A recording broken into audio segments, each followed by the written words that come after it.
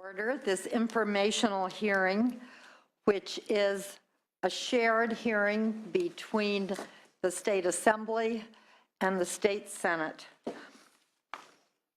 on law enforcement and community trust in California. You know, I have to say that I've been to many community meetings like this in my district since Ferguson in the last few months. And I've become convinced that unless we can build strong, positive partnerships between police officers and the neighborhoods in which they work, we will not have true public safety. We will not have communities in which every person feels protected by the police, not afraid of the police, where neighbors come forward if they witness incidents that are harmful to the community and work with the police, and where there's confidence that if there are a few rogue officers somewhere, and we've had them in many of our cities, and they've cost us enormously, not only in money from lawsuits, but in community trust. If we can't make sure there are consequences for that, and then help for some of the officers that may simply get scared and lose it under pressure. So we have a lot of work to do. Today, we're going to spend the morning looking at what we know about what is happening here in California and what we need to know to do our jobs better. As you know, the president has put forward a task force, given them 90 days nationally to come back with recommendations. We really want to understand what we can do here and now in California in very specific and targeted ways. This afternoon, we'll be looking at some of the communities and examples of law enforcement bridging that gap and looking at how we can extend those practices, getting recommendations from advocates in the community, and looking for ways to move forward together. I want to thank you all very much for coming today. I greatly appreciate our panelists. They will really help us bring that information home to our state at this time, and very much appreciate working with my colleagues, Assemblyman Quirk and Joan Sawyer in the Assembly, so that we can really move forward in a very united way, I hope. And I'd like to turn the gavel for this morning over to Assemblyman Quirk and invite any other members that want to make opening comments. Good morning. I'm Assembly Public Safety Chair Bill Quirk, and I want to thank you all for, thank you. Good morning. I am Assembly Member Bill Quirk and Public Safety Chair. Thank you all for being here. Black Lives Matter, police lives matter, all lives matter. Each year, over 400 civilians are reported to have died in confrontations with police. The actual number is probably double that, over 1,000. That's 1,000 too many. We should remember, though, that there are over 500,000 police officers who have never and will never be involved with deadly confrontations with civilians. The deaths in Ferguson and Staten Island and others across the country have raised great concern. My legislative colleagues are refining legislation to prevent deaths here in California. The purpose of this hearing is to produce a common set of facts and determine some best practices to help support this legislation. We will not be having public comment this morning. It will be reserved for the afternoon, after the afternoon session. I want to thank the witnesses and the committee members for taking their time to be here and taking the time to fully participate.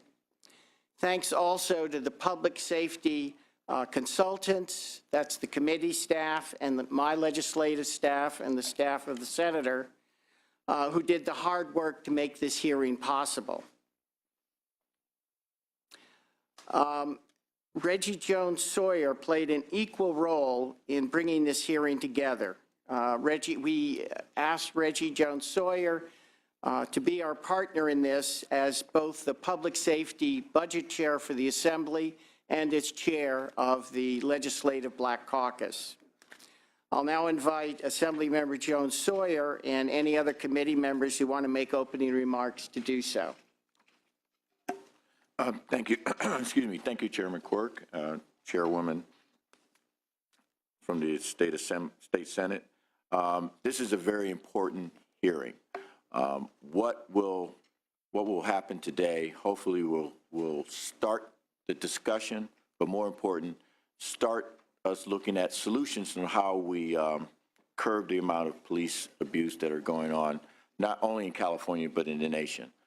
It is my hope that California becomes the example and the template for how you reduce police violence and brutality. The alarming thing for me has always been, as we look at our clock, that every 28 hours, an African-American male is killed by law enforcement. And that is an abysmal statistic that we have in this country. But I also realize, talking to people like Connie Rice in Los Angeles, a civil rights lawyer who for years sued LAPD. In fact, she prides herself as having more lawsuits against the LAPD than anybody else.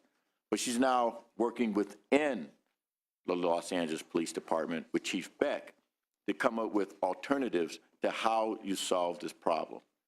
And so as we start looking at how we solve the problem, I'm hoping that we start looking at getting more people of color, women, starting to join the ranks of law enforcement, that we don't have all white male law enforcement agencies in this state or in this country, because I believe they are the solution to how to stem what's going on, but also doing a paradigm shift in the way we police and the way we interact with the public. And so I want to thank Senator Hancock and Assemblymember Quirk for pulling together this committee. I'm looking forward to getting some input, but the most important thing that I'm looking forward to doing is coming up with some solutions that will not only benefit California, but will benefit this country. Thank you. Do any of the other committee members wish to say something? Assemblymember Melendez. Oh, and Assemblymember Lackey. Certainly, it's a great privilege, a great honor to be here and participate with all who have interest in this very, very critical topic. You know, as a retired member of the California Highway Patrol, we clearly understand the importance of being partners with the community that we are asked to serve. It's a very sacred trust that has to be maintained in order to have effective law enforcement protection. One of the principles that is very, very critical as we evaluate data and we engage in this discussion is we all need to agree on one very, very important factor, and that is that disorder breeds crime. And that is really where our focus needs to be. You know, the partnership means that we also have to understand the role of the law enforcement officer, and no one hates the mistrust or the misconduct of a police officer more than the police officer, because it ruins and it tarnishes the image of a profession nationwide. And so when we have rogue behavior, there is a tendency to lose that confidence. And the majority of officers who pride themselves in representing the public and doing and maintaining the peace, preserving the peace. Don't forget our title, our peace officers. We try to maintain the peace.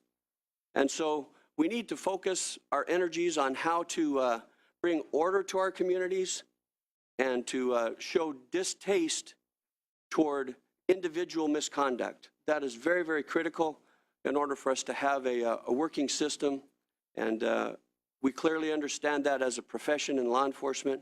And this is an exciting opportunity for us to evaluate circumstances and to really build partnership. And that means including law enforcement in this discussion.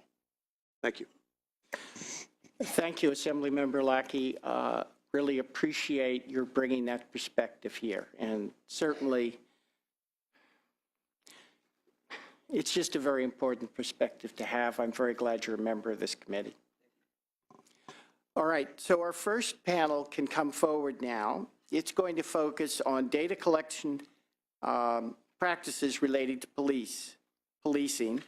Julie Basco, Chief of the Bureau of Criminal Information and Analysis at the California Department of Justice, and Kathy Oskan, the President of the Law Enforcement Records Supervisor, will provide background on what data is currently collected in California, both at the state level and the local level.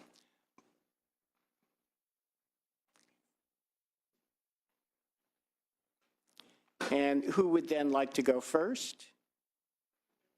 All right. And Ms. Basco, and perhaps you can say a little bit more in introducing yourself. Good morning, Assemblymember Quirk, Senator Hancock. Thank you for the invitation for the Department of Justice to bring some perspective to the crime statistics that are currently reported by nearly 900 law enforcement agencies statewide. And again, my name is Julie Basco. I am the Chief of the Department's Bureau of Criminal Information and Analysis. Basically, that is the state's criminal record repository. We maintain the data that builds rap sheets, the crime statistics for the state, and we also process the applicant background checks that occur in the state. So if I can take you through the crime statistic reporting, it is a very laborious process on both the state end and also at the local agency level. Again, we're talking over 800, nearly 900 agencies reporting data monthly. 60% of that data is reported on paper, and then it is keyed into an electronic system at the state. About 40% of it is entered through an electronic system at the local level. Then from those data sets, we have a year-end closeout period where agencies are provided an opportunity to go back the data that they have submitted in the previous year, make any changes, corrections, modifications, and then we, as we put it, final that data, and then we produce 4 legislatively mandated reports. The hallmark publication would be Crime in California, and then that is statewide numbers. We then used to have something we would call the profile series, which was a paper publication that would show the county data behind the statewide data in crime in California. We still have that, but we now do that in an electronic mode through interactive tables on the Attorney General's public website. We additionally have a juvenile justice in California publication. We have a homicide publication, and we have a hate crime publication. And each of those do come out annually. So if I can start by just taking you through the various types of monthly reporting that the local law enforcement agencies do. We do receive data on probation, and this... Excuse me one second. Could you particularly, we have very limited time this morning, and there's a hard stop at noon, so I have to go through.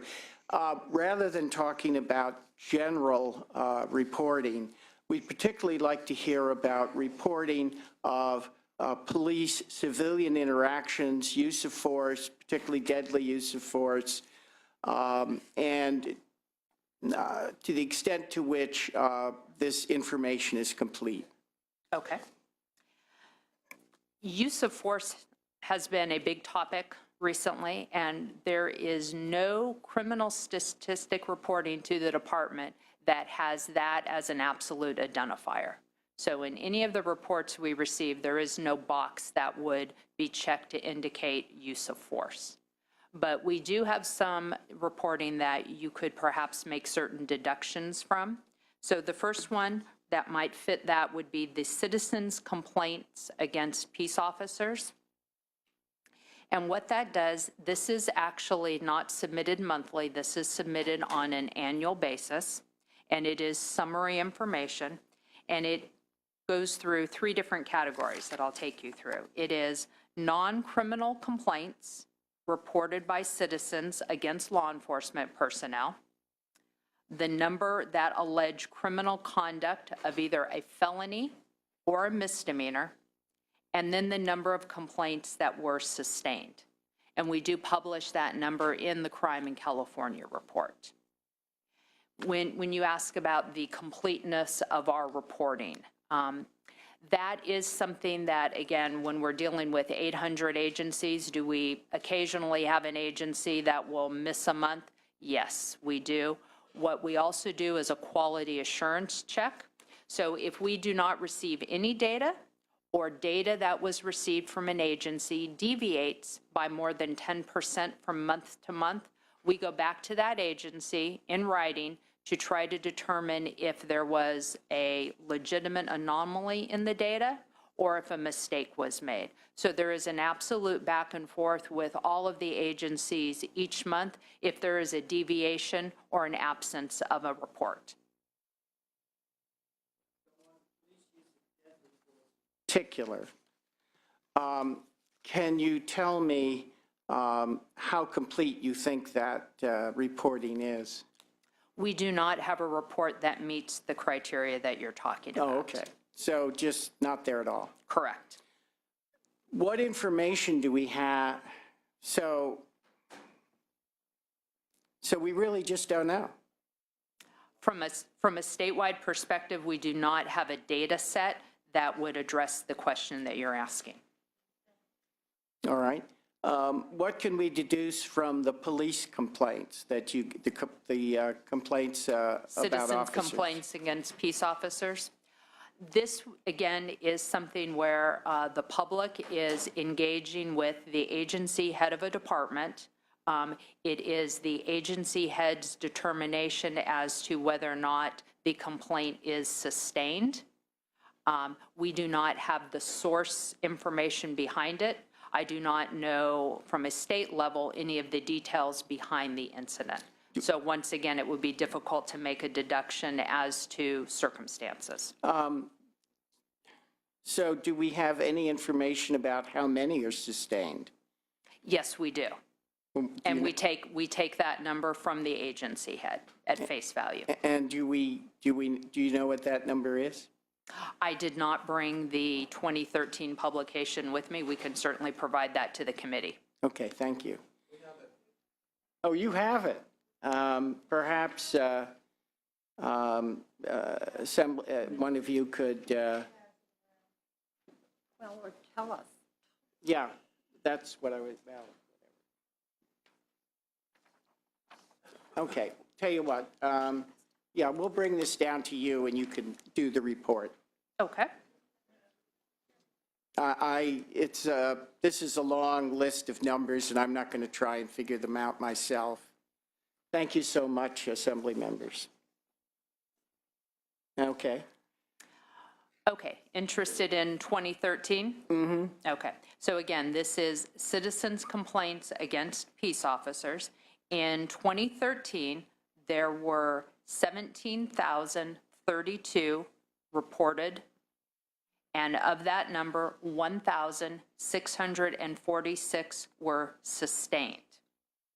So then there is a further breakout. Again, that's the total. When you look at non-criminal, the number is 15,815. Of that number, 1,531 were sustained. And then on the criminal side, there were 1,217 reported. And of that number, 115 were sustained. And then would you like the breakout between felony and misdemeanor as well? Certainly. Okay.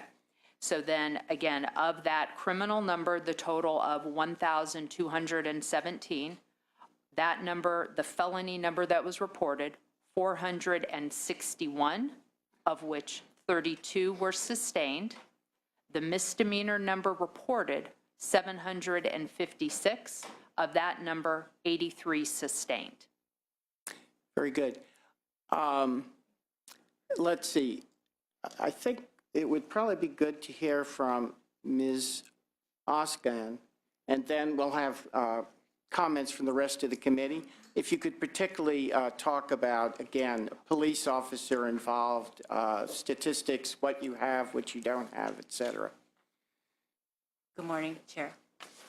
What we do have at the local level, we usually maintain within the agencies. So when these complaints are compulated, it is within their own local jurisdiction that they compile them, and then they send them up to the Department of Justice. So I don't have any data from our agency in particular. From our county itself, I know that there's a county protocol that the chiefs go through and the policies that entail with that. We have a worksheet, I know, that we go through that they make sure that they discover what type of force it was and what led up to the incident. Great, thank you. All right, so Assembly Member Melendez. Thank you, Mr. Chairman. Good morning, ladies. Thank you for joining us this morning. I have a very brief question for you. It should be simple to answer. Your department is statutorily required to submit the Homicide in California report and Crime in California report, and that's by July 1st, correct? Correct. Okay, and so last year it wasn't submitted until September. Correct. So that's pretty late. I understand, I've spoken with some of your staff, that your challenge is that you have some local jurisdictions who don't get their numbers into you on time, which makes it, of course, difficult for you to compile the entire report. But my question for you is, what are you doing to make sure that that report does meet its statutory requirements of a July 1st deadline? Because that helps us to do our job and understand the full picture. When we don't have all of the numbers in the full report, that makes it significantly more difficult. There's a variety of reasons why the report has been late in past years. And when I spoke about the closeout period, we have shortened that period for local law enforcement this year. It is March 5th this year. And so that will give us between March 5th and July 1st to compile the report. The area within the department that produces that report is a general funded area. And we are still kind of backtracking from a few years of cuts, but we are at a much better staffing level. So it has not only been a local agency staffing issue, it's been a state level staffing issue the past few years, but we are on track at this point to have it out very close to July 1st. A lot of the time that what goes through in our department is our internal publication review policy. And that has already been addressed to hopefully expedite that this year. Okay, if I could, Mr. Chairman, just certainly. one more comment. I do appreciate the fact that you've had some cuts to your department, as most departments have throughout the state of California, and everybody's doing the same workload or trying to with a little less. So I appreciate that. However, the statutory deadline is July 1st. That's the law. Acknowledged. Okay, Yes. and so what I would like to hear, and I think the members of the committee would like to hear, is that you're committed to meeting that deadline and committed to ensuring that your local agencies have some sort of motivation to give you the material you need so that you can give us what you are statutorily required to give us. Do we have that commitment from you? You do, very Okay, much so. thank you. Thank you. Assembly Members Jones Sawyer. I'm going to go at it from a different angle. On attaining what you believe would be the proper amount of use of force data, I want to know what information you would need to be able to produce that for this committee, what kind of resources you would need to implement that within DOJ, and I would also add you have two members of public safety, public safety number 5. You have Mr. Lackey here and myself here. So think of us as Santa Claus. And we might be able to provide you all the staffing and money that you need, but we also need to know what do you need to do to compile the amount of information you need to give an effective reporting back to us? And how long would that take? I would need to understand what the end result goal is as to use of force, and whether or not that is intended to be something that is produced monthly, yearly, an independent publication. We would need to bring together some representative sample of the law enforcement agencies that are currently submitting data to determine what it would take for them to produce some type of monthly reporting, which potentially then could be turned into an annual report. At this point, I do not know the totality of what is kept at the local level, whether this would be something that they could generate fairly easily because they already have it at the local level, they just don't send it to the state level. And so the ability to collect data in the same type of reporting methods that we do for our other data sets would be the most effective way.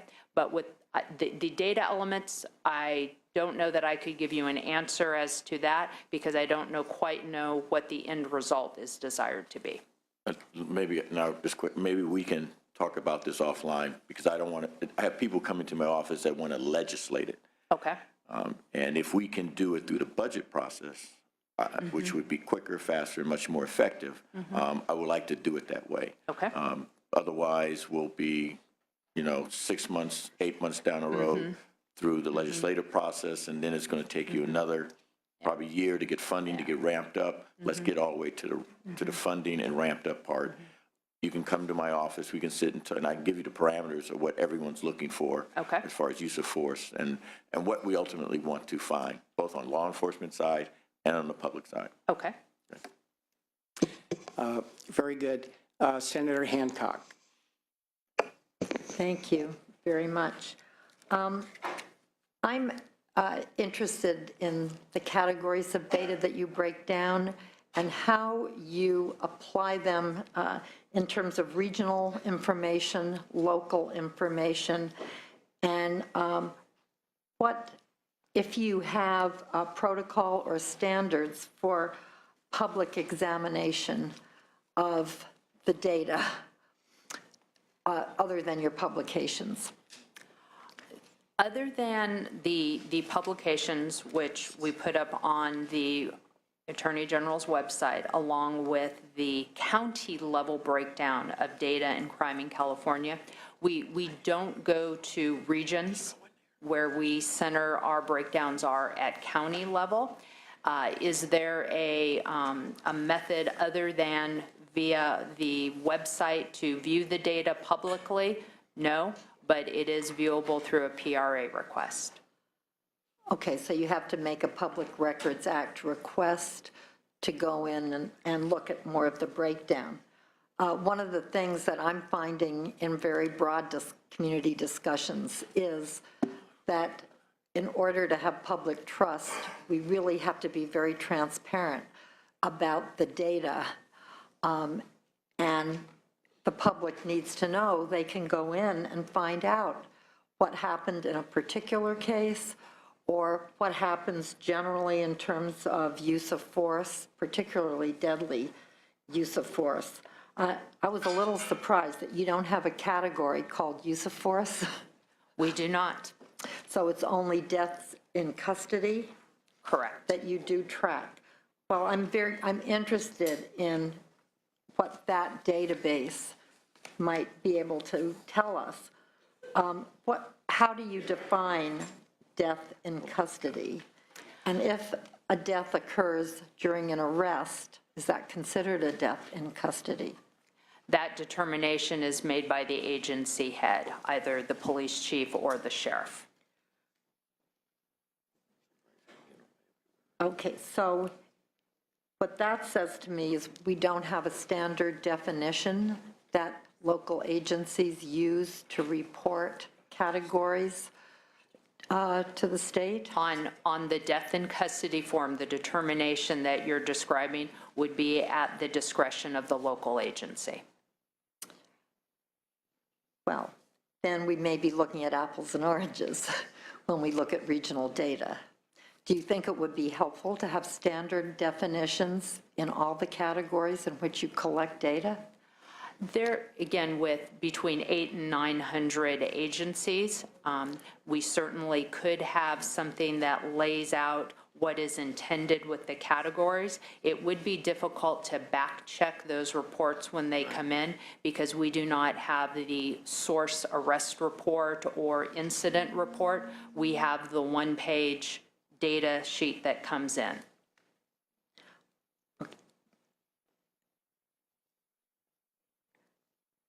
Okay, I think, we are going to have to look at this closely because maybe we have to legislate definitions. If we're getting something different from every agency or a variety of responses, I don't know how we can actually see trends. I think there's a great deal of interest on the part of the committees in seeing if there are places that are doing very, very well, places that are outliers, again, and where there's more use of force, perhaps more deadly use of force. How can those places be helped? Data is useful. It guides resource decisions.